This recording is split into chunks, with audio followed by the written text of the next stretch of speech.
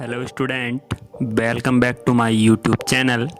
Student Study Point, and I hope that you all are fine. So let's move on to a new topic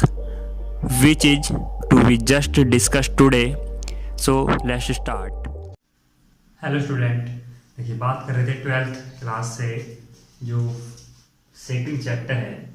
electrostatic potential and capacitance, स्थिर वैद्युत विभव एवं धारिता। तो इसमें जो हम बात कर चुके थे इससे पहले दो टॉपिक्स के बारे में बात कर चुके हैं। नेक्स्ट टॉपिक अब हमारे सामने होगा। तो देखिए अभी तक हमने बात की विभव के बारे में, ठीक है। तो अब जब विभव के बारे में बात की है तो अब देखिए मैं एक बात करता हूँ कि मान लिया एक यहाँ कोई एक सरफेस है, ठीक है, ये एक सरफेस हुआ, ठीक। अब इसमें तीन पॉइंट हैं, एक ये है, एक ये है और एक ये है। मैं अगर बात करूं कि इस पर Q1 चार्ज है, इस पर Q2 चार्ज है और इस पर Q3 चार्ज है, या आवेश को छोड़िए, चलिए हम ऐसा मान के चल रहे हैं कि डायरेक्टली ये A बिंदु है, B और C पॉइंट है, ठीक है। अब है क्या कि देखिए यहाँ अगर A वाले पॉइंट पर V1,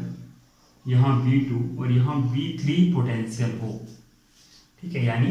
जो इलेक्ट्रिक पोटेंशियल है वो V1, V2 और अगर V3 हो तीनों पॉइंट पर, और ऐसी कंडीशन हो कि V1 और V1, V2 और जो V3 है ये तीनों कैसे हो, अलग अलग वैल्यूज रखते हैं, यानी एक पर्टिकुलर वैल्यू ना हो, तब क्या होगा कि एक तो होता है कि इनकी वैल्यू डिफरेंस हो, यानी अलग अलग हो, ठीक है, और एक ऐसा हो सकता है कि V1 बराबर V2 हो और V3, ठीक है, और ये क्या है, एक प्लेन है, ठीक। तो अब अगर ऐसी ये कंडीशन हो और एक ये कंडीशन हो तो हम इस प्लेन के बारे में क्या कह सकते हैं, उस चीज को पढ़ने वाले हैं। क्या कह सकते हैं, देखिए ये अलग अलग डिफरेंस है यहाँ, और जब ये वाली कंडीशन है तो हम ऐसे टाइम पे बोलते हैं इक्वी पोटेंशियल,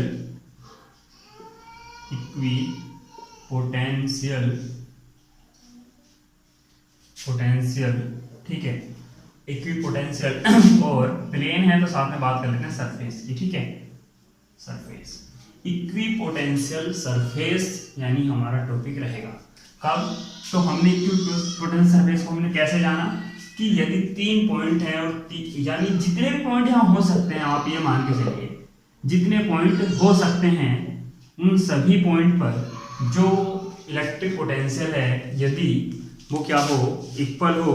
तो हम ऐसी कंडीशन में क्या कह सकते हैं, इसको इक्वी पोटेंशियल सरफेस हो। यानी मैंने कैसे बात की कि हम एक ऐसा सरफेस हमने लिया है कि इसमें जो पॉइंट हैं यदि सभी पॉइंट पर आप चाहे 4 पॉइंट लीजिए, 5 लीजिए, 6 लीजिए, 8 लीजिए, 10 लीजिए, जितने पॉइंट होंगे यदि एक पॉइंट पर, यानी अगर ए वाले पॉइंट पर VA पोटेंशियल है तो सभी पॉइंट पर चाहे B हो, C हो, D हो, E हो, कितने भी पोटेंशियल सभी पे VA ही पोटेंशियल होगा, इलेक्ट्रिक पोटेंशियल होगा, यानी वैल्यूज जो होगी वो क्या होगी, सेम होगी, ठीक है। अब तो ऐसे सरफेस को, जिस सरफेस पे हम इसकी बात करें उसको बोलते हैं इक्वी पोटेंशियल सरफेस,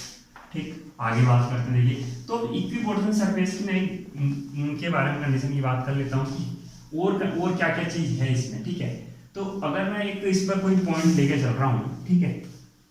और मान लिया आप ऐसा मान के चलिए कि ये एक सरफेस है, चलिए उधर ही बनाते हैं, यहाँ एक क्या है, सरफेस है ये, ठीक है, और इस पर कोई ये पॉइंट है, ठीक है। अब इलेक्ट्रिक फील्ड की जो डायरेक्शन है इस पृष्ठ के ये है, यानी अगर इस तरह से सरफेस है तो इस सरफेस पर मान लिया सरफेस है, तो सरफेस पे जो रेड कैप जो है ये क्या है, इलेक्ट्रिक फील्ड इंटेंसिटी को शो करेगा, ठीक है। और मान लिया यहाँ एक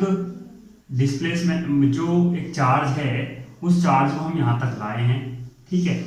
तो मान लिया कोई चार्ज है Q0 मान के चल रहे हैं, Q0 आवेश को हम इस A पॉइंट से और B पॉइंट तक हम क्या कर रहे हैं, डिस्प्लेसमेंट कर रहे हैं, ठीक है, या आप A2 यहाँ से ये ऐसे कर लीजिए, और अगर एंगल क्या हो, थीटा हो इनके बीच में, यानी इसको हम क्या बोल रहे चल रहे हैं, ये क्या है, एक डिस्प्लेसमेंट है, यानी डी आर, एक तरह से हम बात कर रहे चल रहे हैं। ठीक, अब जब देखिए इलेक्ट्रिक फील्ड इंटेंसिटी है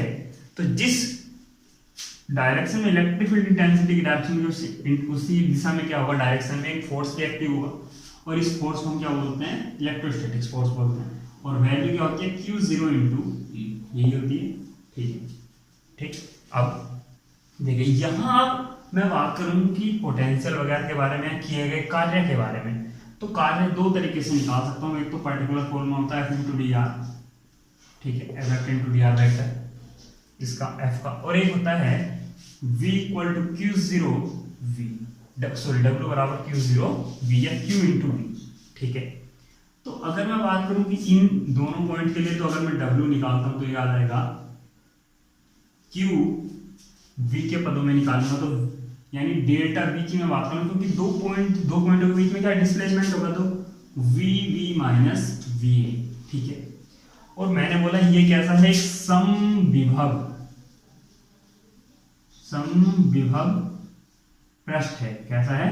समविभव पृष्ठ, और समविभव पृष्ठ का मतलब है दोनों पोटेंशियल कैसे हैं, बराबर हैं, तो यानी दो डिफरेंट कितना होगा, यहाँ भी VA लिख सकता हूँ, यहाँ भी VA लिख सकता हूँ, तो वैल्यू कितनी हो गई, 0, तो W बराबर कितना आया, 0। एक कंडीशन तो आपकी ये है। ठीक, दूसरी क्या है कि अगर मैं बात करता हूँ, निकाल लेता हूँ W इस सूत्र से, तो W equal to F into d r, तो ये आ जाएगा, आप F की जगह Q0E रख लीजिए, Q0E और dr, ठीक है, W, और आप A टू B निकालना चाह रहे हैं तो A टू B आप निकाल सकते हैं। तो डिस्प्लेसमेंट dr है, तो हम dr के बारे में बात कर रहे हैं सीधे सीधे, तो ये आ गया Q0E इंटू dr। ठीक है, सही है, ये इस तरीके से। ठीक है, अब यहाँ ये क्या है, W, तो देखिए दोनों काम क्या होने चाहिए, एक तो W, आप इस चीज को, ये वाली कंडीशन क्या बताती है, आप इस कंडीशन को समझ के चलिए पहले, इसको भी थोड़ा बाद में बात करते हैं, इससे हम क्या सिद्ध करना चाह रहे हैं। W बराबर क्यों, इस W बराबर 0 से आप ये मतलब समझ के चलिए कि यदि समविभव पृष्ठ पर किसी आवेश को एक पॉइंट से दूसरे पॉइंट तक ले जाया जाता है, तो उस टाइम जो हमारे पास कार्य किया गया होगा वो 0 होगा। यानी समविभव पृष्ठ पे एक पॉइंट से दूसरे पॉइंट तक कहीं भी आप किसी भी आवेश को लेकर जाएं, कार्य कितना निकल जाएगा, 0। ठीक है, दूसरा आप इस चीज को देखिए, यहाँ क्या है कि हमने F इंटू डी आर, ये इसका स्टैंडर्ड फॉर्मूला है, व्यापक फॉर्मूला है, और हम इसके जरिए क्या बात कर रहे हैं, इसी जो ये वाला जो सिस्टम है हमारा, इतना जो बना हुआ है A टू B के लिए, उसी के लिए हमने Q into E into d are निकाली वैल्यू। ठीक है, ये भी W वही है और ये W भी वही है। अगर मैं दोनों को बराबर रख देता हूँ, W ये वाला, तो इस W मैं यहाँ ये वाली वैल्यू यहाँ पुट कर देता हूँ, देखिए 0 बराबर QE vector into d r vector, मैं इसको सोल्व कर सकता हूँ, तो याद आएगा 0 बराबर Q इंटू E और इंटू डी आर और cos theta, A vector dot B vector equal to A भी cos थीटा होता है, तो E into d r equal to cos theta. ठीक है, अब ये वैल्यू तो देखिए, अब मैं यहां से क्या कह सकता हूं, इस लाइन को अगर मैं देखता हूं तो मैं इसको कह सकता हूं कि cos थीटा किसके इक्वल है, 0 के इक्वल है, और ये थीटा इक्वल टू 0 कब होगा, जब यहाँ cos थीटा लिखा हुआ है, तो आप क्या कह सकते हैं, cos थीटा इक्वल टू 0 किसकी वैल्यू होती है, cos 90 की, तो हम कह सकते हैं सीधे सीधे थीटा इक्वल टू 90। ठीक है, तो क्या इस बात से क्या, इसका क्या रीजन निकल के आता है इस बात का कि समविभव के प्रत्येक पॉइंट पर जो इलेक्ट्रिक फील्ड इंटेंसिटी होती है, जो इलेक्ट्रिक फील्ड इंटेंसिटी है वो क्या होती है, इस पृष्ठ के लंबवत होती है सदैव। ठीक है, यानी वैद्युत क्षेत्र की दिशा समविभव पृष्ठ पर क्या होती है, पृष्ठ के लंबवत होती है। तो ये दो कंडीशंस आपको यहाँ क्लियरली माइंड में आनी चाहिए कि समविभव पृष्ठ का मतलब क्या है कि ऐसा पृष्ठ, यानी जो हम इक्वी पोटेंशियल सरफेस की बात कर रहे हैं। ठीक है, तो इक्विपोटेंशियल सरफेस का मतलब, समविभव पृष्ठ का मतलब एक ऐसा पृष्ठ जिस पर विभव, जिसके पृष्ठ पर, जिसके प्रत्येक बिंदु पर विभव क्या हो, समान हो, समविभव पृष्ठ कहलाता है। तो उसमें क्या कंडीशन निकल के आए कि उस पृष्ठ के किसी भी बिंदु से किसी दूसरे बिंदु तक यदि हम आवेश को लेकर जाते हैं तो किया गया कार्य 0 होता है। दूसरी क्या है कि यदि यानी समविभव पृष्ठ के प्रत्येक बिंदु पर वैद्युत क्षेत्र की तीव्रता क्या होती है, उस पृष्ठ के उस बिंदु पर क्या होती है, लंबवत दिशा में होती है। ठीक है, तो ये तो हुआ इक्विपोटेंशियल सरफेस। तो आई होप कि आपको ये समझ में आया हो। तो थैंक यू फॉर वॉचिंग और लाइक और सब्सक्राइब कर शेयर करना ना।